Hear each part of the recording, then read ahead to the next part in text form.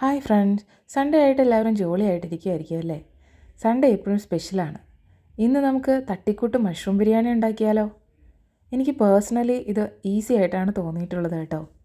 പിന്നെ ഇൻഗ്രീഡിയൻസും കുറച്ച് മതി. ഇതിനാകെ വേണ്ടിയ പാത്രം ഒരു അത്യാവശ്യം വലുപ്പമുള്ള നമ്മുടെ ചോറുണ്ടാക്കാൻ പറ്റിയൊരു കുക്കറാണ് കേട്ടോ. പിന്നെ ഇഞ്ചി, പച്ചമുളക്, വെളുത്തുള്ളി, 3 മീഡിയം സവാള, പിന്നെ 2 തക്കാളീസ് മസ്റ്റ്. നന്നായി കഴുകിയെടുത്ത മഷ്റൂം 4ആയിട്ട് അരിഞ്ഞെടുക്കണം. ഇങ്ങനെ പി ഷേപ്പിൽ മഷ്റൂം കാണാൻ നല്ല രസമല്ലേ? എനിക്ക് കുറച്ച് മഷ്റൂം ഒന്ന് കിട്ടിയിട്ടുണ്ടായിരുന്നു, അതുകൊണ്ടാണ് ഞാനിങ്ങനെ മഷ്റൂം ബിരിയാണി ഉണ്ടാക്കാമെന്ന് വെച്ചാൽ കേട്ടോ. പിന്നെ നമുക്ക് അത്യാവശ്യം വേണ്ടത് മസാല കൂട്ടുകൾ വേണം, ബിരിയാണി കൂട്ടുകൾ. ഞാനിവിടെ കാണിക്കുന്നില്ല കേട്ടോ. പിന്നെ എൻ്റെ കയ്യിലുള്ളത് ഈ ബസ്മതി അരിയാണ്. ഈ ഗ്ലാസ്സിൽ 2 ഗ്ലാസ് അരിയാണ് ഞാനിവിടെ എടുത്തിട്ടുള്ളത്. ഇത് നേരത്തെ വെള്ളത്തിലിട്ട് വെച്ചിട്ടുണ്ട്. നമ്മൾ പ്രിപ്പറേഷൻ തുടങ്ങുന്നതിന് മുന്നേ തന്നെ അരി വെള്ളത്തിലിട്ട് വെച്ചു. ആസ് യൂഷ്വൽ നമ്മൾ ക്യാഷ്യൂവും കിസ്മിസൊക്കെ നമ്മൾ എടുക്കണം. എൻ്റെ കയ്യിൽ ക്യാഷ്യൂ മാത്രമേ ഇപ്പോൾ ഉള്ളൂ, അതുകൊണ്ട് ഞാൻ ക്യാഷ്യൂ മാത്രമേ എടുക്കുന്നുള്ളൂ. പക്ഷേ കിസ്മിസ് ഉണ്ടെങ്കിൽ ഒരു ടേസ്റ്റ് ആയിരിക്കും കേട്ടോ, നല്ലതായിരിക്കും, നല്ല ഫ്ലേവർ ആയിരിക്കും. ഇടയ്ക്ക് ഒരു മധുരം കടിക്കുന്നത് നല്ലതല്ലേ. പിന്നെ അതിലോട്ട് കുറച്ചുകൂടി ഓയിൽ ആഡ് ചെയ്തിട്ട് നമ്മൾ ഇഞ്ചി, വെളുത്തുള്ളി ഇത് രണ്ടും ഇട്ടിട്ട് നമ്മൾ ഒന്ന് ജസ്റ്റ് ഒന്ന് ചൂടാക്കുവാണ് കേട്ടോ. അതൊന്ന് ജസ്റ്റ് ചൂടായതിന് ശേഷം നമുക്ക് സവാള ആഡ് ചെയ്ത് കൊടുക്കാം. ഞാനിവിടെ എടുത്തിട്ടുള്ളത് 3 മീഡിയം സവാളയാണ്, 3 എണ്ണം മതിയാകും. ഈ സവാള ഇതിൽ കുറച്ചുകൂടി ഇങ്ങനെ മാഷ് ചെയ്തിട്ട് നല്ല ബ്ലെൻഡായിട്ടിരിക്കുന്നതായിരിക്കും നല്ലത്. മറ്റേ ബിരിയാണീനെ പോലെ ഇങ്ങനെ കടിക്കാൻ പാകത്തിന് ആകുന്നതിനേക്കാളും നന്നായിട്ട് ബ്ലെൻഡായിട്ടിരിക്കുന്നതായിരിക്കും. അതുകൊണ്ട് സവാളയും കുറച്ച് ഉപ്പും കൂടി ആഡ് ചെയ്ത്, സവാളയ്ക്കുള്ള ഉപ്പ് മാത്രമേ ഞാനിവിടെ ആഡ് ചെയ്യുന്നുള്ളൂ കേട്ടോ. അത് കഴിഞ്ഞ് കുറച്ച് പച്ചമുളക് ഇട്ടു.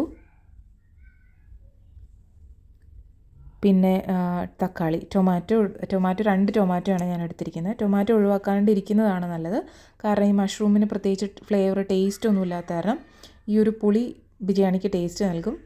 അതുകൊണ്ട് ടൊമാറ്റോ ഒഴിവാക്കാണ്ടിരിക്കുന്നതാണ് നല്ലത് കേട്ടോ. ഞാനിവിടെ 2 മീഡിയം ടൊമാറ്റോ ആണ് എടുത്തിട്ടുള്ളത്. ജസ്റ്റ് ഒന്ന് ഇളക്കി കൊടുത്തതിന് ശേഷം നമ്മൾ ഈ കുക്കർ ജസ്റ്റ് മൂടി വെച്ച് ഒരു വിസിലടുപ്പിക്കണം നമുക്ക്.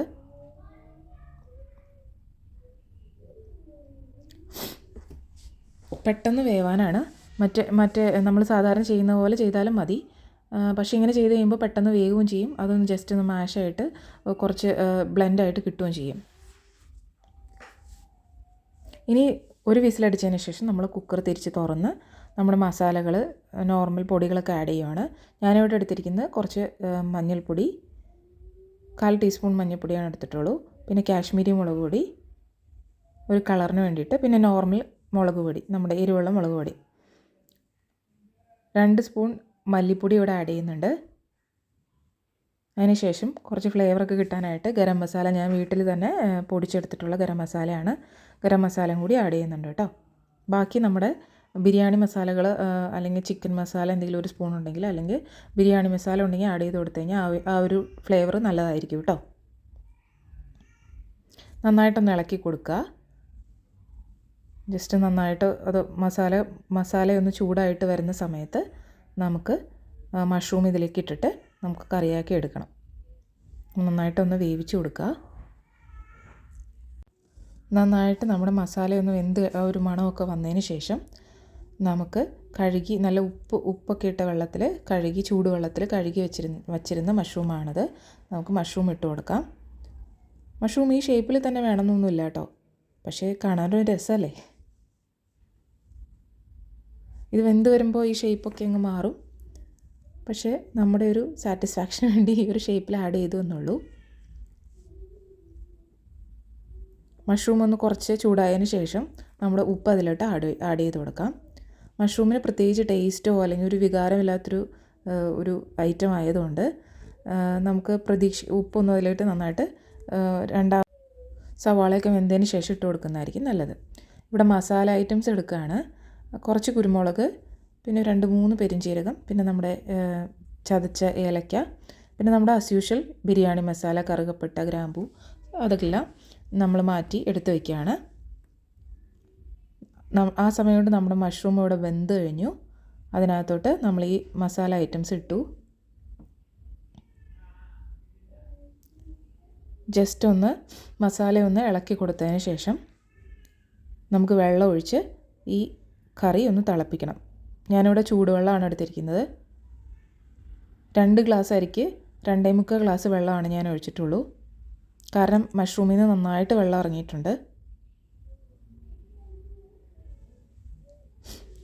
നന്നായിട്ട് മഷ്റൂമിൽ നിന്ന് വെള്ളം ഇറങ്ങും. അപ്പോൾ നമ്മുടെ കയ്യിലിരിക്കുന്ന മഷ്റൂമിൽ നിന്ന് എന്തോരം വെള്ളം ഇറങ്ങും എന്ന് നമ്മൾ നോക്കിയിട്ട് വേണം എടുക്കാനായിട്ട്. ഞാനിവിടെ എടുത്തിരിക്കുന്ന മഷ്റൂം ചെറുതായിരുന്നു, അത്രയും വെള്ളം ഇറങ്ങുന്നില്ല.